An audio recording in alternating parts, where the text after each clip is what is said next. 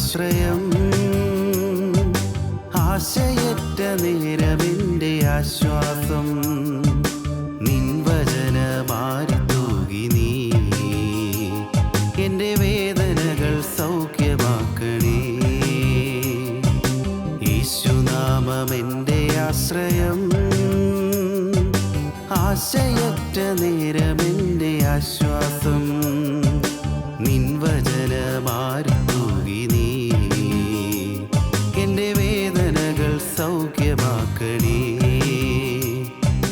ബെഥസ്ദ കുളക്കരയിലെ രോഗി പോൽ ഞാൻ തളർന്നവനാകുന്നു. നിന്റെ കരുണ തേടുന്നു, വൈകല്ലേ എൻ്റെ മോചകാ. ബെഥസ്ദ കുളക്കരയിലെ രോഗി പോൽ ഞാൻ തളർന്നവനാകുന്നു. നിന്റെ കരുണ തേടുന്നു, വൈകല്ലേ എൻ്റെ മോചകാ.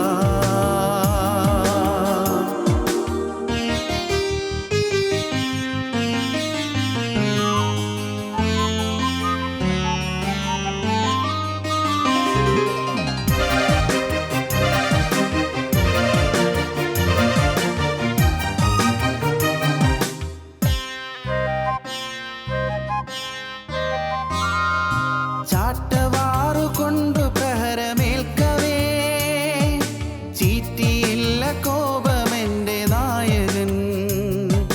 ചാട്ടവാറുകൊണ്ടു പ്രഹരമേൽക്കവേ ചീറ്റിയില്ല കോപമെൻ്റെ നായകൻ. അവൻ ശാന്തനായിരുന്നു, അത് ശക്തിയായിരുന്നു. അവൻ എൻ്റെ കോപത്തീയണച്ചു നിന്നു. അവൻ ശാന്തനായിരുന്നു, അത് ശക്തിയായിരുന്നു. അവൻ എൻ്റെ കോപത്തീയണച്ചു നിന്നു. യേശുനാമമെൻ്റെ ആശ്രയം, ആശയറ്റ നേരമെൻ്റെ ആശ്വാസം. നിൻ വചനമാരി തൂകി നീ എൻ്റെ വേദനകൾ സൗഖ്യമാക്കണേ. യേശുനാമമെൻ്റെ ആശ്രയം, ആശയറ്റ നേരമെൻ്റെ ആശ്വാസം. നിൻ വചനമാരി തൂകി നീ എൻ്റെ വേദനകൾ സൗഖ്യമാക്കണേ. ബെഥസ്ദ കുളക്കരയിലെ രോഗി പോൽ ഞാൻ തളർന്നവനാകുന്നു. നിന്റെ കരുണ തേടുന്നു, വൈകല്ലേ എൻ്റെ മോചകാ. ബെഥസ്ദ കുളക്കരയിലെ രോഗി പോൽ ഞാൻ തളർന്നവനാകുന്നു. നിന്റെ കരുണ തേടുന്നു, വൈകല്ലേ എൻ്റെ മോചകാ.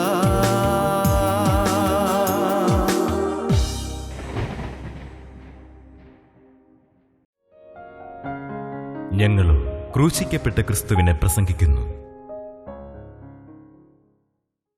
ദൈവത്തിന് സ്തോത്രം. വെളിപ്പാട് പുസ്തകം 4-ാം അധ്യായം മുതലാണ് ഇപ്പോൾ നാം ചിന്തിച്ച് തുടങ്ങിയിരിക്കുന്നത്. 4-ാം അധ്യായം, വെളിപ്പാട് പുസ്തകം 4-ാം അധ്യായം ആകുമ്പോഴേക്കും ഈ എല്ലാം ഉയരത്തിലേക്ക് പോയി കാര്യങ്ങൾ. പിന്നെയുള്ള വർണ്ണനകളും പിന്നെയുള്ള വിവരണങ്ങളെല്ലാം ഉയരത്തിലാണ്, സ്വർഗത്തിലാണ്. സ്വർഗം തുറക്കുന്നു. സ്വർഗം തുറന്ന് ഒരിക്കലും കണ്ടിട്ടില്ലാത്ത രീതിയിലുള്ളതായ കാഴ്ചകൾ അപ്പോസ്തലന് ദൈവം കാണിച്ചു കൊടുക്കുകയാണ്. അത് കണ്ടിട്ടില്ലാത്തതും ചിന്തിക്കാത്തതുമായ കാഴ്ചകൾ. നാമും ഇപ്പോൾ ഈ ഭൂമിയിൽ ജീവിച്ചിരിക്കുന്നു. നാം ഏതാനും നാളുകൾക്കുള്ളിൽ, ഏതാനും മാസങ്ങൾക്കുള്ളിൽ, ഒരുപക്ഷെ ഏതാനും വർഷങ്ങൾക്കുള്ളിൽ നാം ഈ ഭൂമിയിൽ നിന്ന് കടന്നു പോകും. എന്തെല്ലാമാണ് പിന്നെയെന്ന് നമുക്ക് ആർക്കും അറിയാൻ പാടില്ല, ചിന്തിക്കാൻ ഇപ്പോൾ സാധിക്കുന്നില്ല. പക്ഷേ ബൈബിളാണ് അതിന് എന്തെങ്കിലുമൊക്കെ നമുക്ക് തരുന്നത്. നാം അക്കരെ ചെല്ലുമ്പോഴാണ് പല അത്ഭുതകരമായ കാഴ്ചകളും കാണുന്നത്. എന്തായിരിക്കും ഈ ബിയോണ്ട് ഡെത്ത് ഡോർ എന്ന് പറയുന്ന പുസ്തകം, ഡോക്ടർ മോറിസ് റോലിങ്സ് എഴുതിയ പുസ്തകത്തിൽ അതിനകത്ത് മരണശേഷമുള്ളതായ കാര്യങ്ങളെക്കുറിച്ച് ചില അനുഭവങ്ങളുടെ വെളിച്ചത്തിൽ ആ ഡോക്ടർ, അദ്ദേഹം ഒരു കാർഡിയോളജിസ്റ്റാണ്, ഹൃദ്രോഗ വിദഗ്ധനാണ്, അദ്ദേഹം എഴുതിയിട്ടുണ്ട്. അദ്ദേഹം ഇതിനു മുമ്പിരുന്ന പ്രസിഡന്റുമാരുടെ എല്ലാം ഡോക്ടറായിരുന്നു. അദ്ദേഹം പറഞ്ഞിരിക്കുന്നത് അദ്ദേഹത്തിന് കിട്ടിയ അനുഭവങ്ങളുടെ വെളിച്ചത്തിൽ കൃത്യം ശ്വാസോച്ഛ്വാസം നടത്തി റിസസിറ്റേഷൻ പറയും, റിസസിറ്റേഷൻ അത് നടത്തി ഓരോ മരിച്ചുപോയവരുടെ ആത്മാവിൻ്റെ അനുഭവം എന്തായിരുന്നു എന്ന് അവർ തിരിച്ചു വന്ന് കൃത്രിമശ്വാസം വഴിയായിട്ട് തിരിച്ചു വന്ന് അവർ പറയുന്ന കാര്യങ്ങൾ അദ്ദേഹം വിവരിക്കുന്നുണ്ട് ആ പുസ്തകത്തിൽ. അതുപോലെ ടു ഹെൽ ആൻഡ് ബാക്ക് എന്നുള്ള പുസ്തകം അദ്ദേഹം എഴുതിയാണ്, നരകത്തിലേക്ക് ശേഷം തിരികെ എന്ന്. ടു ഹെൽ ആൻഡ് ബാക്ക് ആ പുസ്തകം ഞാൻ ഈയിടെ പിന്നെയും വായിച്ചുകൊണ്ടിരിക്കുകയാണ്. ടു ഹെൽ ആൻഡ് ബാക്ക്, നരകത്തിലേക്ക് പോയിട്ട് പിന്നെ തിരികെ വരുന്ന അനുഭവങ്ങൾ. അയ്യോ ഞാൻ ഇനി അങ്ങ് വിടല്ലേ എന്ന് പറഞ്ഞ് കരയുന്നതായ ആത്മാക്കൾ, വിടല്ലേ അയ്യോ പറഞ്ഞു വിടേ. കാരണം അത്ര വലിയ കൊടിയ യാതനയാണ് കണ്ടത്, അത്ര വലിയ ഭീകരമായ ആക്രോശങ്ങളാണ് കേട്ടത്. അതുകൊണ്ട് എന്നെ ഇനി അങ്ങോട്ട് വിടല്ലേ എന്ന് പറഞ്ഞ് കരയുന്നു മനുഷ്യാത്മാക്കൾ ജീവൻ കിട്ടി വരുമ്പോൾ, റിസസിറ്റേഷൻ വഴിയായിട്ട് ജീവൻ കിട്ടി വരുമ്പോൾ. ദൈവത്തിന് സ്തോത്രം. ലൈഫ് ആഫ്റ്റർ ലൈഫ് എന്ന് പറഞ്ഞ പുസ്തകം ഡോക്ടർ റെയ്മണ്ട് ബോഡി എഴുതിയിട്ടുണ്ട്. ലൈഫ് ആഫ്റ്റർ ലൈഫ്, ജീവിതത്തിന് ശേഷമുള്ള ജീവിതം. അതും ഇതുപോലെ തന്നെയുള്ളതായ അനുഭവങ്ങൾ ആണ് അവർ അനേകം പരീക്ഷണ നിരീക്ഷണങ്ങൾക്കൂടെ കണ്ടുപിടിച്ച് എഴുതിയിട്ടുള്ളത്. നാം ഇന്ന് ഈ ഭൂമിയിൽ ജീവിച്ചിരിക്കുന്നു, നാം ഈ ലോകത്തിലെ കാര്യങ്ങളിൽ ബന്ധപ്പെട്ട് ഓടി നടക്കുന്നു, ജോലികൾ ചെയ്യുന്നു, നാം അനേകം കാര്യങ്ങൾ ബന്ധപ്പാടോടുകൂടിയാണ് ജീവിക്കുന്നത്, കഷ്ടപ്പാടും ദുരിതങ്ങളും എല്ലാം നോക്കുന്നുണ്ട്. എന്നാൽ ഇതെല്ലാം കഴിഞ്ഞൊരു ദിവസം അക്കരയ്ക്ക് പോകുമെന്നുള്ള കാര്യം പലപ്പോഴും നാം ഓർക്കാറില്ല. നാം ഈ പ്രപഞ്ചത്തിൽ അതിനപ്പുറത്ത് വേറൊരു നിത്യപ്രപഞ്ചമുണ്ട്, നിത്യ സ്വർഗമുണ്ട്, നിത്യ നരകമുണ്ട് എന്ന കാര്യം പലപ്പോഴും നാം ഓർക്കാറില്ല, അത് ചിന്തിക്കാറില്ല. അത് ചിന്തിക്കാൻ നമുക്ക് നേരവുമില്ല. നാം ഓരോരുത്തരും ഓർക്കുക, നമ്മുടെ പൂർവികർ കടന്നുപോയില്ലേ, അവരിപ്പോൾ എങ്ങനെയായിരിക്കും നാം ചിന്തിക്കുന്നുണ്ടോ? അവരിപ്പോൾ എങ്ങനെയായിരിക്കും, എന്തായിരിക്കും അവരുടെ അവസ്ഥ? പൂർവികരായി നമ്മുടെ പൂർവികർ അവർ മാനസാന്തരമില്ലാത്തവരായി കടന്നുപോയി, ദൈവത്തെ ശരിയായ രീതിയിൽ അറിയാതെ കടന്നുപോയി. അവർ പള്ളിയിൽ പോകും, നമസ്കാരം ചൊല്ലും, കുമ്പസാരിക്കും, കുർബാന കൊള്ളും, ചില ചടങ്ങുകൾ ആചരിച്ചു. പക്ഷേ അവരിപ്പോൾ എവിടെയാണ്? നാം ചിന്തിച്ചിട്ടുണ്ടോ? ഇതൊന്നും ചിന്തിക്കുന്നില്ല. നമുക്ക് ചിന്തിക്കാൻ നേരമില്ല. നാം ഈ ലോകത്തിലെ വെത്തപ്പാടുകൾക്കിടയിൽ അങ്ങ് തകർന്നും തളർന്നും ക്ഷീണിച്ചും വിഷമിച്ചും അങ്ങനെ മുന്നോട്ട് പോകുമ്പോൾ അപ്പുറമുള്ള കാര്യങ്ങൾ ചിന്തിക്കാൻ നമുക്ക് നേരമില്ല. വാസ്തവത്തിൽ നാം ചിന്തിക്കേണ്ടതാണ്, എന്താണ് എൻ്റെ ഭാവി, എന്താണ്? ഞാൻ ഈ ഭൂമിയിൽ കുറേ കാലം ഇവിടെ ജീവിക്കുന്നു, കുറേ കാലം, ചുരുങ്ങിയൊരു കാലം ഇവിടെ ഭൂമിയിൽ ജീവിക്കുന്നു. ഇതിനുശേഷം തീരാത്തൊരു കാലം ഞാൻ നിത്യമായ ഒരു ലോകത്തേക്ക് ഞാൻ ചെല്ലാൻ പോവുകയാണ്. തീരാത്ത കാലം, നിത്യമായ ലോകത്തേക്ക് ഞാൻ ചെല്ലാൻ പോവുകയാണ്. ഒരിക്കലും അവസാനിക്കാത്തതായ ലോകത്തേക്ക്. 1 2 നൂറ്റാണ്ടുകളല്ല, 10 15 നൂറ്റാണ്ടുകളുമല്ല, തീരാത്ത കാലം, അനന്തത എന്ന് പറയും, അനന്തത, ഇറ്റേണിറ്റി. ഈ നിത്യതയിലേക്ക് നാം നീങ്ങാൻ പോവുകയാണ്, നാം ഓരോരുത്തരും. പിന്നെ തിരിച്ചൊരു വരവില്ല, തിരികെ ഇങ്ങോട്ടില്ല. അവസാനത്തെ ഈ യാത്രയിലേക്കാണ് നാം പോകുന്നത്, വലിയൊരു നീണ്ട യാത്ര. ദൈവത്തിന് സ്തോത്രം. ഭൗതിക ജീവിതത്തിലെ യാത്ര കഴിഞ്ഞ് നിത്യതയിലേക്കുള്ള യാത്ര, നിത്യത. ആ നിത്യതയിലെ ജീവിതം എന്ന് പറയുന്നത് തീരാത്ത കാലമാണ്, നാം പലപ്പോഴും ഓർക്കാറില്ല. ദൈവത്തിന് സ്തോത്രം. അതുകൊണ്ട് എപ്പോഴും ഓർക്കണം, എൻ്റെ കർത്താവേ, ഒരു സ്വർഗമുണ്ട്, ആ സ്വർഗത്തിൽ രാജാധിരാജനായ ക്രിസ്തുവുണ്ട്, ആ സ്വർഗത്തിൽ നിത്യപിതാവുണ്ട്, ആ സ്വർഗത്തിൽ പരിശുദ്ധാത്മാവുണ്ട്, ആ സ്വർഗത്തിൽ മാലാഖമാരുണ്ട്, ആ സ്വർഗത്തിൽ സ്വർഗീയ സേനകളുണ്ട്, ആ സ്വർഗത്തിൽ അഗ്നിമയമായ തേരുകളിൽ നടക്കുന്ന മാലാഖമാരുടെ വൃന്ദങ്ങളുണ്ട്. ഇതെല്ലാം നാം ഇന്ന് വേദപുസ്തകത്തിൽ വായിച്ച് മനസ്സിലാക്കുന്നു. അത് അപ്പുറം നമുക്ക് അറിഞ്ഞുകൂടാ. അപ്പോസ്തലനായ പൗലോസ് 3 സ്വർഗത്തിൽ എടുക്കപ്പെട്ടപ്പോഴാണ് പല രഹസ്യങ്ങൾ മനസ്സിലായത്. 3 സ്വർഗത്തിൽ എടുക്കപ്പെട്ടു. ശരീരം ഭൂമിയിൽ ഇരിക്കുന്നു, പക്ഷേ ആത്മാവ് 3 സ്വർഗത്തിൽ എടുക്കപ്പെട്ടു. അന്ന് അത്ഭുതകരമായ കാഴ്ചകൾ കണ്ടു. അത് അപ്പോസ്തലൻ എഴുതിയിട്ടുണ്ട്. അപ്പോസ്തലൻ്റെ ലേഖനങ്ങളിൽ വേദപുസ്തകത്തിൽ നമുക്ക് കാണാൻ സാധിക്കും. സുന്ദർ സിംഗ് അപ്പുറം ലോകത്തേക്ക് കടന്നുപോയി. ദൈവത്തിന് പരിശുദ്ധാത്മാവ് സുന്ദർ സിംഗിനെ എടുത്തുകൊണ്ട് പോയി അപ്പുറം ലോകം കാണിച്ചു കൊടുത്തു. അപ്പുറം ലോകം കണ്ടപ്പോൾ സുന്ദർ സിംഗ് അമ്പരക്കുകയായിരുന്നു. ഇതെന്തെല്ലാമാണിത്? ഒന്നും മനുഷ്യൻ്റെ ഭാഷ കൊണ്ട് വർണ്ണിക്കാൻ നിർവാഹമില്ലെന്നാണ് സുന്ദർ സിംഗ് പറയുന്നത്. മനുഷ്യൻ്റെ ഭാഷ കൊണ്ട്, ഈ ഭൂമിയിലുള്ള ഭാഷ കൊണ്ട് വിവരിക്കാൻ സാധ്യമല്ല, വർണ്ണിക്കാൻ സാധ്യമല്ലാത്ത അത്രമാത്രം ഗൗരവമേറിയ ഒരു കാര്യങ്ങൾ, ഗൗരവമേറിയ അനേകം കാര്യങ്ങൾ സുന്ദർ സിംഗ് കാണുകയാണ്. ചിലതെല്ലാം വിവരിക്കാൻ നോക്കി. അതാണ് സ്പിരിച്വൽ വേൾഡ് എന്ന് പറയുന്ന പുസ്തകത്തിൽ പറയുന്നത്. ആധ്യാത്മിക ലോകം എന്ന പുസ്തകത്തിൽ സുന്ദർ സിംഗ് പറയുന്നത്, മലയാളത്തിൽ എഴുതിയിട്ടുണ്ട് പുസ്തകം, ആധ്യാത്മിക ലോകം. ആധ്യാത്മിക ലോകം എന്ന് പറയുന്ന പുസ്തകത്തിൽ സുന്ദർ സിംഗ് ആ കാര്യം, അങ്ങേ ലോകത്തുള്ള കാര്യങ്ങൾ അതെല്ലാം അദ്ദേഹം കണ്ടത് എഴുതി വച്ചിട്ടുണ്ട്. ദൈവത്തിന് സ്തോത്രം. പ്രിയപ്പെട്ടവരെ, നാം ജീവിതത്തിൽ ഒരു ശരിയായ ഒരു ആത്മീയ കാഴ്ചപ്പാടിലേക്ക് വരണം. ആത്മീയ കാഴ്ചപ്പാട് എന്താണ്? ഞാനൊരു ദിവസം കടന്നു പോകും. വളരെ ലളിതമായ കാഴ്ചപ്പാടാണ്. ഞാനൊരു ദിവസം കടന്നു പോകും, ഉറപ്പാണ്. ഇവിടെ വഴക്കടിച്ചും ഭിന്നിച്ചും പരസ്പരം അഭിപ്രായ വ്യത്യാസമായി കുടുംബങ്ങൾ കലക്കാനുള്ളതല്ല എൻ്റെ ഈ ജീവിതം. ഭാര്യയും ഭർത്താവും തമ്മിൽ ഭിന്നത, അപ്പനും മക്കളും തമ്മിൽ ഭിന്നത, കുട്ടികൾ ഞാൻ ആദ്യം പറഞ്ഞതുപോലെ അലസരായി ജീവിക്കുന്നു. ഇങ്ങനെയൊക്കെ അങ്ങ് കഴിഞ്ഞു പോകാനുള്ളതല്ല ജീവിതം. ഈ ജീവിതം കൊണ്ട് നാം വലിയൊരു സൗഭാഗ്യം കെട്ടിപ്പടുക്കേണ്ടതാണ്. വലിയൊരു സൗഭാഗ്യം, സ്വർഗ സൗഭാഗ്യം മെനഞ്ഞെടുക്കേണ്ട കാലമാണിത്, ഈ ഭൂമിയിലെ ആയുഷ്കാലം. ഈ ഭൂമിയിലെ ആയുഷ്കാലത്ത് നാം സ്വർഗ സൗഭാഗ്യത്തിൻ്റെ അവകാശികളായി തീരണം. ഇവിടെ വെച്ച് തന്നെ കിട്ടണം. അവകാശം കിട്ടുമ്പോൾ ഇപ്പോൾ ഈ ഭൂമിയിൽ നാം ഭാരതത്തിൽ ജീവിക്കുന്നു, ഭാരതത്തിൻ്റെ പൗരനാണെന്നുള്ളതിന് നമുക്ക് ഒരു ഇന്ത്യൻ പൗരത്വത്തിൻ്റെ അതിൻ്റേതായ സർട്ടിഫിക്കറ്റുകളുണ്ട്. നമ്മുടെ ഇന്ത്യൻ പൗരത്വം നമുക്കുണ്ടായി എന്നുള്ളതിന് നമ്മുടെ ജനന രജിസ്റ്ററുണ്ട്, നമ്മുടെ സ്കൂളിലെ അഡ്മിഷൻ രജിസ്റ്ററുണ്ട്, കോളേജിലെ അഡ്മിഷൻ രജിസ്റ്ററുണ്ട്, നമ്മുടെ ഇൻകം ടാക്സിന് സമർപ്പിക്കേണ്ട കാർഡിലുണ്ട്, റേഷൻ കാർഡിലുണ്ട്. നാം ഈ ഭാരതത്തിലെ പൗരനാണ്, ഇന്ത്യൻ പൗരനാണ്. എന്നാൽ ഈ ഭൂമിയിൽ ജീവിക്കുമ്പോൾ തന്നെ നാം സ്വർഗീയ പൗരത്വം സമ്പാദിക്കണം, സ്വർഗത്തിലെ പൗരനായി തീരണം, സ്വർഗത്തിലെ പൗരനായി തീരുക എന്ന് പറഞ്ഞാൽ എന്താണ്? സ്വർഗീയ പൗരത്വം സമ്പാദിക്കുക എന്ന് പറഞ്ഞാൽ നമ്മുടെ പേര് അവിടെ ജീവൻ്റെ പുസ്തകത്തിൽ എഴുതപ്പെടണം, ജീവൻ്റെ പുസ്തകത്തിൽ എഴുതി പേരെഴുതി കിട്ടണം. ദൈവത്തിന് സ്തോത്രം. സന്തോഷകരമായ കാര്യം, നമ്മൾ ഭാഗ്യവശാൽ ഈ കൂട്ടായ്മയിലൊന്നും വചനം കേട്ട അനേകം പേർക്ക് ഈ കാര്യങ്ങൾ അറിയാവുന്നതാണ്. അവർക്ക് ഭാഗ്യവശാൽ ആ സ്വർഗത്തിലെ പേര് എഴുതി കിട്ടിയെന്നുള്ളതായ ഒരു നല്ല ഉറപ്പ് കിട്ടിയിട്ടുണ്ട്. വലിയൊരു ഭാഗ്യമാണ്. നമ്മുടെ പൂർവികന്മാർക്ക് അത് കിട്ടിയിരുന്നില്ല, അവർ വചനം കേട്ടിരുന്നില്ല. നിർഭാഗ്യവശാൽ അവർക്ക് ഇതുപോലെ വചനം കൊടുക്കാൻ ആളുണ്ടായിരുന്നില്ല, അതിനുള്ള വെളിവുണ്ടായിരുന്നില്ല. പക്ഷേ ഇന്ന് ഭാഗ്യവശാൽ നമുക്ക് ഈ കൂട്ടായ്മയിൽ വചനം കിട്ടുന്നുണ്ട്. സ്വർഗീയ പൗരത്വം എങ്ങനെ സമ്പാദിക്കാം, സ്വർഗത്തിൽ എങ്ങനെ പേരെഴുതി കിട്ടും, എൻ്റെ പേര് സ്വർഗത്തിൽ എഴുതി കിട്ടുക നിസ്സാര കാര്യമില്ലത്. അത് സ്വർഗത്തിൻ്റെ പൗരത്വം കിട്ടുമ്പോൾ സ്വർഗത്തിൻ്റെ എല്ലാ അവകാശങ്ങളും ലഭിക്കുകയാണ്, സ്വർഗീയ പൗരന്മാർക്കുള്ള അവകാശങ്ങളെല്ലാം ലഭിക്കുകയാണ്. ആ മഹാഭാഗ്യം, അതാണ് സ്വർഗീയ സന്തോഷം എന്ന് പറയുന്നത്, തീരാത്ത സൗഭാഗ്യം. ദൈവത്തിന് സ്തോത്രം. ഇവിടെ രോഗമുണ്ട്, പക്ഷേ അവിടെ രോഗമില്ല. ഇവിടെ കഷ്ടതയുണ്ട്, പക്ഷേ സ്വർഗത്തിൽ കഷ്ടതയില്ല. ഇവിടെ അഭിപ്രായ വ്യത്യാസമുണ്ട്, പക്ഷേ സ്വർഗത്തിൽ അഭിപ്രായ വ്യത്യാസമില്ല. ഇവിടെ പരസ്പര കിടമത്സരങ്ങളുണ്ട്, അവിടെ പരസ്പരം വൈരുദ്ധ്യങ്ങളില്ല. അങ്ങനെ സ്നേഹവും ശാന്തതയും നിർമ്മലതയും തിങ്ങുന്നതായി വിശുദ്ധി തിങ്ങുന്ന സ്വർഗത്തിലെ പൗരന്മാരായി തീരുകയാണ്. അതിനുവേണ്ടിയുള്ള ഒരുക്കമാണ് ഈ ഭൂമിയിലെ ആയുഷ്കാലം. ഭൂമി നമുക്ക് കിട്ടിയിരിക്കുന്ന ആയുഷ്കാലം വിലയേറിയതാണ്. അതുകൊണ്ട് ഈ ഭൂമിയിൽ നമുക്ക് ഒരു ആയുഷ്കാലം കിട്ടിയിട്ടുണ്ടല്ലോ. ഇപ്പോൾ 10, 50, 60 അല്ല 70 അല്ല 100 വയസ്സായിരിക്കട്ടെ, ആ കാലം കൊണ്ട് നാം സമ്പാദിക്കേണ്ട ഏറ്റവും വലിയ സമ്പാദ്യം സ്വർഗീയ പൗരത്വമാണ്. സ്വർഗീയ പൗരത്വം അത് കിട്ടിയില്ലെങ്കിൽ നഷ്ടമാണ്. ദൈവത്തിന് സ്തോത്രം. അത് കിട്ടാൻ വേണ്ടി ഒന്നും ചെയ്യേണ്ട, മാനസാന്തരം കിട്ടുക. മാനസാന്തരം കർത്താവ് തരും. അതിനാണ് വചനം തരുന്നത്. വചനം സ്നേഹത്തോടെ കൈക്കൊള്ളുക.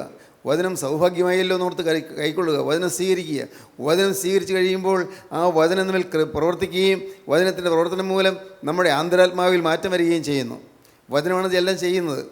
കെടുന്ന ബീജത്താലല്ല, കെടാത്തതിനാൽ ജീവനുള്ള വചനത്താൽ തന്നെ നിങ്ങൾ വീണ്ടും ജനിച്ചിരിക്കുന്നു. ജീവനും വിശുദ്ധിയുള്ള വചനത്താൽ വീണ്ടും ജനിച്ചിരിക്കുന്നു എന്ന് അപ്പോസ്തലനായ പത്രോസ് പറഞ്ഞിട്ടുണ്ട്. കെടുന്ന ബീജത്താലല്ല, കെടുന്ന വിത്തല്ല, കെടാത്ത വിത്ത്. ആ മഹാസൗഭാഗ്യം നമുക്ക് ലഭിക്കുകയാണ്. ഇവിടെ ജീവിച്ചിരിക്കുമ്പോൾ തന്നെ സ്വർഗീയ പൗരത്വം കിട്ടുക എന്നുള്ള ഭാഗ്യം. നാം ഇതെല്ലാം കേൾക്കുന്നുണ്ടെങ്കിലും നാം അതെനിക്ക് വേണമെന്ന് നാം പലപ്പോഴും ആഗ്രഹിക്കുന്നില്ല. അഥവാ ആഗ്രഹിച്ചാൽ പോലും അതിനുവേണ്ടി നമുക്ക് മെനക്കെടാൻ മനസ്സില്ല. വചനം കേൾക്കാൻ പോലും മനസ്സില്ല. വചനം കേൾക്കാൻ ഉള്ള ക്ഷമയില്ല. വചനം കേട്ടത് ഗ്രഹിക്കാനുള്ള മനസ്സില്ല. നമ്മിൽ പലരുടെയും ജീവിതത്തിൽ ഒരു അലംഭാവം വന്നിരിക്കുകയാണ്. പ്രത്യേകിച്ചും കൂട്ടായ്മയിൽ ആദ്യകാലം മുതൽ വന്ന ആളുകൾക്ക് ഇന്ന് ഒരു തഴമ്പിച്ച അനുഭവം എന്ന് ഞാൻ പറയാറുണ്ടല്ലോ. തഴമ്പിച്ച അനുഭവം. കേട്ടങ്ങ് തഴമ്പിച്ചു പോയി. എല്ലാം കേട്ടു തഴമ്പിച്ചു പോയി. പുതുതായി വരുന്നവർക്ക് ഒരു ചലനം കിട്ടുന്നുണ്ട്, അവർക്ക് അനുഭവം കിട്ടുന്നുണ്ട്, അനുഗ്രഹം കിട്ടുന്നുണ്ട്. പ്രിയപ്പെട്ടവരെ, ഇന്ന് ഈ ഭൂമിയിൽ ജീവിച്ചിരിക്കുമ്പോൾ എനിക്കും അതേ നിങ്ങൾക്കും നമുക്കെല്ലാം ഈ ഭൂമിയിൽ ജീവിച്ചിരിക്കുന്ന കാലത്തിനുള്ള ഒരേ ഒരു പ്രയോജനം നിത്യതയിലേക്കുള്ള സമ്പാദ്യം എന്നുള്ളതാണ്. അതിനു വേണ്ടിയുള്ള കാലമാണ്. ഈ ഭൂമിയിൽ ജീവിച്ചിരിക്കുമ്പോൾ ആ സമ്പാദ്യം നാം സമ്പാദിച്ചില്ലെങ്കിൽ കടന്നു ചെന്നതിന് ശേഷം പിന്നെ ആ സമ്പാദ്യം കിട്ടുകയില്ല. സ്വർഗരാജ്യത്തിൻ്റെ അവകാശം എന്ന് പറയുന്ന സമ്പാദ്യം ഇവിടെ വെച്ച് നാം പ്രാപിച്ചില്ലെങ്കിൽ കടന്നു ചെന്നതിന് ശേഷം പിന്നെ കിട്ടുകയില്ല. ദൈവത്തിന് സ്തോത്രം. അതുകൊണ്ടാണ് പിതാക്കന്മാർ പറഞ്ഞത്, ശരണത്താലേ നിൻ കൃപയിൽ മരണമടഞ്ഞൊരു ദാസരെ നിൻ ജീവസ്വരം അത് ഉണർത്തണമേ കവറിയുന്ന ഉദ്യാനത്തിനായി. ദൈവത്തിൽ ഈ ഭൂമിയിൽ ജീവിച്ചിരിക്കുമ്പോൾ ശരണം വേണം, ദൈവത്തോടുള്ള ബന്ധം വേണം. ശരണത്താലേ നിൻ കൃപയിൽ, നിൻ്റെ കൃപയിൽ ശരണം വരണം. ഈ ഭൂമിയിൽ ജീവിച്ചിരിക്കുമ്പോൾ തന്നെ ശരണം വരണം. പിതാക്കന്മാർക്ക് അത് അറിയാമായിരുന്നു. ഭൂമിയിൽ ജീവിച്ചിരിക്കുമ്പോൾ തന്നെ ആ ശരണത്തിൽ എത്തിച്ചേരണം. ശരണത്താലേ നിൻ കൃപയിൽ മരണമടഞ്ഞൊരു ദാസര്, അങ്ങനെയാണ് മരണമടയാൻ. കർത്താവിൻ്റെ കൃപയിൽ ശരണപ്പെട്ട് വേണം കടന്നു പോകാൻ. ശരണപ്പെട്ടാൽ ആ ബന്ധത്തിൽ നിന്ന് വേണം കടന്നു പോകാൻ. ഇല്ലെങ്കിലോ നഷ്ടപ്പെട്ടു പോകും. ശരണത്താലേ നിൻ കൃപയിൽ മരണമടഞ്ഞൊരു ദാസരെ നിൻ ജീവസ്വരം അത് ഉണർത്തണമേ കവറിയുന്നു. അവരെ അങ്ങനെ ഈ ഭൂമിയിൽ വെച്ച് ക്രിസ്തുവിൻ്റെ ആശാബന്ധത്തിൽ, ക്രിസ്തുവിൻ്റെ ശരണത്തിൽ കടന്നു പോകുന്നവരെ അങ്ങ് ജീവസ്വരം ഉണർത്തും, അവരെ ഉയർത്തെഴുന്നേൽപ്പിക്കും. എവിടെ നിന്ന്? കവറിയിൽ നിന്ന് ഉദ്ധാനം ചെയ്യിക്കും, കവറിയിൽ നിന്ന് ഉദ്ധരിക്കും. ദൈവത്തിന് സ്തോത്രം. പ്രിയപ്പെട്ടവരെ, അതുതന്നെയാണ് നിൻ ശരണേ മൃതരാം താ സഹോദരരിൽ എന്ന് പാടുന്ന ഇത് അതുതന്നെയാണ്. നിൻ ശരണത്തിൽ മൃതരാകുക, ശരണത്തിൽ മൃതരാകണം. ശരണത്തിൽ മൃതരാകണമെങ്കിൽ ഈ ഭൂമിയിൽ ജീവിച്ചിരിക്കുമ്പോൾ കർത്താവിൻ്റെ ശരണത്തിൽ ജീവിക്കണം. ദൈവത്തിന് സ്തോത്രം. പ്രിയപ്പെട്ടവരെ, ഇത് ഏതൊരു മതത്തിൽപ്പെട്ടവർക്കും ഏതൊരു സമുദായത്തിൽപ്പെട്ടവർക്കും ഏതൊരു സഭയിൽപ്പെട്ടവർക്കും എല്ലാം സ്വീകരിക്കാവുന്ന ഉപദേശമാണ്. അതല്ലാതെ ഏതെങ്കിലും സഭയ്ക്കെതിരോ അല്ലെങ്കിൽ സമുദായത്തിനെതിരോ മതത്തിനെതിരായിട്ടുള്ളതായ ചിന്താഗതിയല്ല ഇത്. എല്ലാവർക്കും സ്വീകരിക്കാവുന്നതാണ്, സ്വീകരിക്കേണ്ടതുമാണ്. ശരണത്താലേ നിൻ കൃപയെ മരണമടയണം, നിൻ ശരണേ മൃതരായി തീരണം. നിന്നിൽ ശരണത്താൽ മൃതരായി നിൻ്റെ വരവിന് കാത്തിയുടെ മൃതരിൽ കനിയണമേ. നിന്നിൽ ശരണത്താൽ. എന്താ ഈ ശരണം? ശരണം എന്താ പറയുന്നത്? വെറുതെ ഒരു ആശ്രയമല്ല, നിറഞ്ഞ ബന്ധം, തികഞ്ഞ ബന്ധം ക്രിസ്തുവിനോട്, ആന്തരികമായൊരു ബന്ധം ക്രിസ്തുവിനോട് വരിക, അകത്തൊരു ബന്ധം കിട്ടുക. ദൈവത്തിന് സ്തോത്രം. ഒരു കുട്ടി പട്ടം പറപ്പിക്കുന്നു, പട്ടം പറപ്പിച്ച് പട്ടം അങ്ങ് മുകളിലോട്ട് ഇങ്ങനെ പറമർന്നു പോകുന്നു. പട്ടം അങ്ങ് പോയാലും കുട്ടിക്കറിയാം പട്ടം അവിടെ ഉണ്ടെന്നറിയാം. കാരണം അതിലൊരു ചരടിലൊരു പിടുത്തം കിട്ടുന്നുണ്ട്. പട്ടം പറപ്പിച്ച ചരടിലൊരു വലിവ് കിട്ടുന്നുണ്ട്. പട്ടം അവിടെ ഉണ്ട്. അത് പിടിച്ച് താഴോട്ട് കൊണ്ടുവരികയാണെങ്കിൽ പട്ടം പിന്നെയും താഴോട്ട് വരും. പിന്നെയും പയ്യെ അയച്ചു വിട്ടാൽ പിന്നെയും പോകും.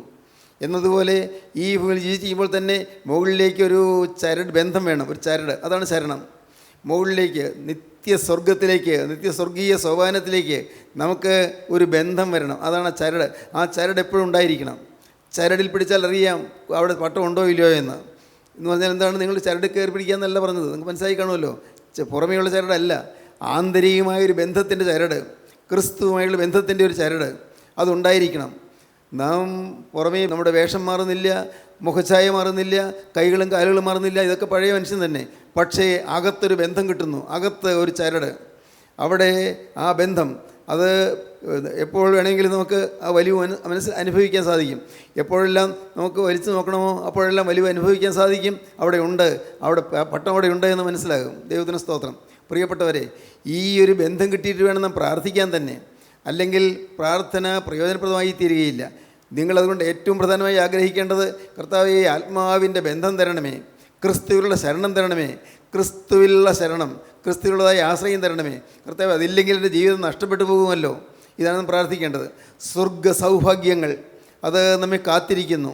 ദൈവത്തിന് സ്തോത്രം. ദൈവം നമുക്ക് ഒരുക്കിയിട്ടുള്ളത് കണ്ണ് കണ്ടിട്ടില്ല, ചെവി കേട്ടിട്ടില്ല, ഒരു മനുഷ്യൻ്റെ ഹൃദയത്തിൽ നിരൂപിച്ചിട്ട് പോലുമില്ല. കണ്ണാൽ കാണാൻ പറ്റാത്തത്, ചെവിയാൽ കേൾക്കാൻ പറ്റാത്തത്, നിരൂപിക്കാൻ പറ്റാത്തത്, അതാണ് നമുക്ക് വേണ്ടി വെച്ചിരിക്കുന്നത്. ഇതെല്ലാം ഗീതങ്ങളിൽ നമുക്കറിയാവുന്നല്ലോ. പ്രിയപ്പെട്ടവരെ, നമ്മുടെ ജീവിതത്തിൽ എല്ലാം കർത്താവ് നമുക്ക് തന്നിട്ടുണ്ട്. കർത്താവിൻ്റെ പ്രിയപ്പെട്ട സഭയുടെ വിശുദ്ധ പിതാക്കന്മാർ തന്നിട്ടുണ്ട്. പിതാക്കന്മാരിൽ അനുഭവിച്ചിരുന്നു. പൂർവ്വപിതാക്കന്മാർ എന്തൊരു നല്ല കാലമായിരുന്നു. ഇതിൽ അനുഭവിച്ചിരുന്ന പിതാക്കന്മാരുടെ കാലം എന്ത് മനോഹരമായിരുന്നു. ഇന്ന് നിർഭാഗ്യവശാൽ അതൊന്നും പിതാക്കന്മാർക്ക് അനുഭവമില്ല. പിതാക്കന്മാർക്ക് ഇന്ന് കേസ് നടത്തുന്ന കാര്യങ്ങളൊക്കെയാണല്ലോ അനുഭവം. ഇന്നത്തെ ചിന്താഗതി ഇതാണല്ലോ, അല്ലാതെ വേറൊന്നുമല്ലല്ലോ. പള്ളി പിടിക്കുക, കേസ് നടത്തുക, ഇതൊക്കെയാണല്ലോ ഇന്നത്തെ പിതാക്കന്മാരുടെ ചിന്താഗതി. എന്നാൽ നേരെ മറിച്ച് അന്ന് ഇതൊന്നും ആയിരുന്നില്ല. ബന്ധം കിട്ടുക എന്നുള്ളതായിരുന്നു. അതിന് ജനത്തെ ഒരുക്കുക എന്നുള്ളതായിരുന്നു. ജനത്തെ ഒരുക്കണം, ക്രിസ്തുവുമായുള്ള ബന്ധത്തിലേക്ക് ജനത്തെ ഒരുക്കുക, ക്രിസ്തുവുമായുള്ള ബന്ധത്തിലേക്ക്. ദൈവത്തിന് സ്തോത്രം. ക്രിസ്തുവിനോടുള്ളതായി സജീവ ബന്ധം ലഭിക്കുക, അതിനുവേണ്ടി ജനത്തെ ഒരുക്കുക. അതാണ് വാസ്തവത്തിൽ ഓരോ സഭയും ചെയ്യേണ്ടത്. സഭ ഏതുമാകട്ടെ, ഓരോ സഭയും ചെയ്യേണ്ടതാണ്. ക്രിസ്തുവിനുള്ള ബന്ധത്തിൽ ആ സഭയുടെ കുഞ്ഞാടുകളെ അടുപ്പിക്കുക. ഇടയൻ്റെ ജോലി അതാണ്. ഇടയൻ ചെയ്യേണ്ട ജോലി അതാണ്. ആടിൻ്റെ പാല് കറന്നു കുടിക്കുക മാത്രമല്ല, ആടിനെ കൊന്ന് തിന്നുക മാത്രമല്ല, അതെല്ലാം ഇന്ന് നഷ്ടപ്പെട്ടു, അപകടകരമായി പോയി. പക്ഷേ നേരെ മറിച്ച് ആടിന് തീറ്റ കൊടുക്കണം. ഈ കുഞ്ഞാടുകളെ ആ ആലയിലേക്ക് അടുപ്പിക്കാനുള്ള വഴി എന്താണെന്ന് പറഞ്ഞു കൊടുക്കണം. അതിന് ഇടയന്മാർ മുന്നിട്ട് വരേണ്ടതാണ്. അല്ല, ഇടയന്മാരെന്ന് പറയുന്നവർ അതിനുവേണ്ടി അധികാരസ്ഥരായവരെ ചെയ്തില്ലെങ്കിൽ പിന്നെ ആര് ചെയ്യും? നാം ചെയ്യണം. നാം നിസ്സാരരാണ്, നാം അല്പപ്രാണികളാണ്. 12 മുക്കുവ തൊഴിലാളികളെ കൊണ്ട് എന്ന് പറഞ്ഞല്ലോ. 12 എല്ലാവരും മുക്കുവ തൊഴിലാളികളല്ല. 12 ശിഷ്യന്മാരെ കൊണ്ട് കർത്താവ് ഈ ഭൂലോകത്തെ കീഴ്മേൽ മറിച്ചു. അക്ഷരാഭ്യാസമില്ലാത്തവരായിരുന്നു, വിദ്യാഭ്യാസമില്ലാത്തവരായിരുന്നു. അവരെല്ലാം വെറും പരിജ്ഞാനമില്ലാത്തവരായിരുന്നു. ഭൗതികമായി ജ്ഞാനവും സമ്പത്തും എന്നുള്ളവരായിരുന്നില്ല. പക്ഷേ അവരെ കൊണ്ട് ഭൂലോകത്തെ കീഴ്മേൽ മറിച്ചു. സ്തോത്രം. പ്രിയപ്പെട്ടവരെ, നിങ്ങൾ കേൾക്കൂ. നിങ്ങൾക്കുമാകാം, നിങ്ങൾക്കും പ്രവർത്തിക്കാം, നിങ്ങൾക്കും വിശുദ്ധരായി തീരാം. നിങ്ങൾക്കും വിശുദ്ധരായി തീർന്നുകൊണ്ട് വിശുദ്ധിയുടെ വടവുകളിലേക്ക് ജനത്തെ ആനയിക്കാം. ദൈവത്തിന് സ്തോത്രം. വിശുദ്ധരായി തീർന്നുകൊണ്ട് കാലത്തിൻ്റെ വെളിയൊച്ചകൾ നിങ്ങൾ പറഞ്ഞു കേൾപ്പിക്കാം. കാലത്തിൻ്റെ ചുവരെഴുത്തുകളെ നിങ്ങൾക്ക് കാണിച്ചു തരാം. കാലത്തിൻ്റെ ചുവരെഴുത്തുകൾ, കാലത്തിൻ്റെ ചുവരെഴുത്ത് കണ്ടില്ല എന്ന് നടിക്കരുത്. കാലത്തിന് ചുവരെഴുത്ത് ഓരോന്നും കാണുമ്പോൾ നാം ഓർക്കണം, കർത്താവേ നിത്യത അടുത്ത് വരുന്നല്ലോ, അയ്യോ കർത്താവേ നിത്യത അടുത്ത് വരുന്നല്ലോ, എൻ്റെ കർത്താവേ നിത്യതയ്ക്ക് വേണ്ടി ഇനിയും ഞാൻ എന്തെല്ലാമാണ് മാറേണ്ടത്, എനിക്ക് എന്തെല്ലാം രൂപാന്തരമാണ് വരേണ്ടത്, എൻ്റെ ഹൃദയത്തിൽ എന്തെല്ലാം മാറ്റമാണ് വരേണ്ടത്. നിങ്ങൾ ആഗ്രഹത്തോടുകൂടി ദൈവത്തോട് യാചിച്ചുകൊണ്ടിരിക്കണം. ഇനി ഞാൻ എങ്ങനെയാണ് ശുദ്ധീകരണം പ്രാപിക്കേണ്ടത്, എവിടെയെല്ലാം ഇനി തിരുത്താനുള്ളത്. ദൈവത്തിന് സ്തോത്രം. ഏതൊരു ഭക്തനും ഒരിക്കലും തൃപ്തനല്ല എന്ന് പറഞ്ഞാൽ പൂർത്തിയായി വിചാരിക്കുന്നവനല്ല. ദൈവത്തിന് സ്തോത്രം. ഒരു വിശ്വാസിയാണോ, ഒരു വിശുദ്ധനാണോ, വിശുദ്ധൻ ഒരിക്കലും ഞാൻ പൂർത്തിയായി വിചാരിക്കില്ല. ഇനിയും തിരുത്താനുണ്ട്, ഇനിയും തിരുത്താനുണ്ട്, ഇനിയും തിരുത്താനുണ്ട്, എന്തെല്ലാമോ ഉണ്ട് തിരുത്താനുള്ളതിന് വേണ്ടി കാണുകയും അത് ഓരോന്നോരോന്ന് ചകഞ്ഞെടുത്ത് കർത്താവിൻ്റെ സന്നിധിയിൽ സമർപ്പിച്ച് പ്രാർത്ഥിക്കുകയും ചെയ്ത് വിശുദ്ധിയിൽ നിന്ന് വിശുദ്ധിയിലേക്ക് വളരണം. അതാണ് വെളിപ്പാട് പുസ്തകം 22-ാം അധ്യായത്തിൽ പറയുന്നത്. നീതിമാൻ ഇനിയും നീതി ചെയ്യട്ടെ, വിശുദ്ധൻ ഇനിയും തന്നെ വിശുദ്ധീകരിക്കട്ടെ. ഇതാ ഞാൻ വേഗം വരുന്നു, ഓരോരുത്തരും അവൻ്റെ പ്രവർത്തിക്ക് തക്കൊണ്ട് കൊടുക്കാൻ പ്രതിഫലം എൻ്റെ പക്കലുണ്ട്. സമയം എടുത്തിരിക്കിയാൽ ഈ പുസ്തകത്തിൽ പ്രവചനം മുദ്രയിടരുതെന്നാണ് വെളിപ്പാട് പുസ്തകം 22-ാം അധ്യായം. സമയം എടുത്തിരിക്കിയാൽ ഈ പുസ്തകത്തിലെ പ്രവചനം മുദ്രയിടരുത്. അനീതി ചെയ്യുന്നവൻ ഇനിയും അനീതി ചെയ്യട്ടെ, അഴുക്കുള്ളവൻ ഇനിയും അഴുക്കാടട്ടെ, നീതിമാൻ ഇനിയും നീതി ചെയ്യട്ടെ, വിശുദ്ധൻ ഇനിയും തന്നെ വിശദീകരിക്കട്ടെ. ഇതാ ഞാൻ വേഗം വരുന്നു, ഓരോരുത്തരും അവനവൻ്റെ പ്രവർത്തിക്ക് തക്കൊണ്ട് കൊടുക്കാൻ പ്രതിഫലം എൻ്റെ പക്കലുണ്ട്. ഞാൻ അൽഫയും ഒമേഗയും, ഒന്നാമൻ ഒടുക്കത്തവനും ആദിയും അന്തവുമാകുന്നു. ജീവൻ്റെ വൃക്ഷത്തിൽ തങ്ങൾക്ക് അധികാരം ഉണ്ടാകേണ്ടതിനും ഗോപുരങ്ങൾ കൂടി നഗരത്തിൽ കടക്കേണ്ടതിനും തങ്ങളുടെ വസ്ത്രം അലക്കുന്നവർ ഭാഗ്യവാന്മാർ. വസ്ത്രം അലക്കേണ്ട കാലമാണ് ഈ ഭൂമി ജീവിച്ചിരിക്കുന്ന കാലം. വസ്ത്രം അലക്കണം. ഇപ്പോൾ ഈ പുറമേയുള്ള വസ്ത്രം അല്ല ഈ പറഞ്ഞത്, നമ്മുടെ ആന്തരിക വസ്ത്രം. അകത്ത് കഴുകൽ കിട്ടണം, അകത്ത് വസ്ത്രം അലക്കണം.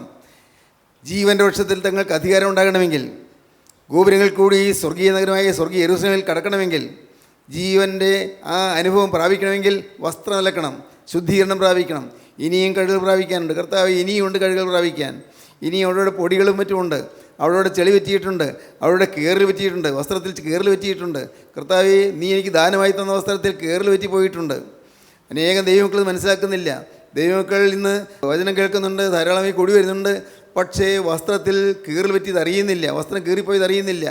പലപ്പോഴും നഗ്നരായി നടക്കുന്നുള്ളവരെ അവരറിയുന്നില്ല.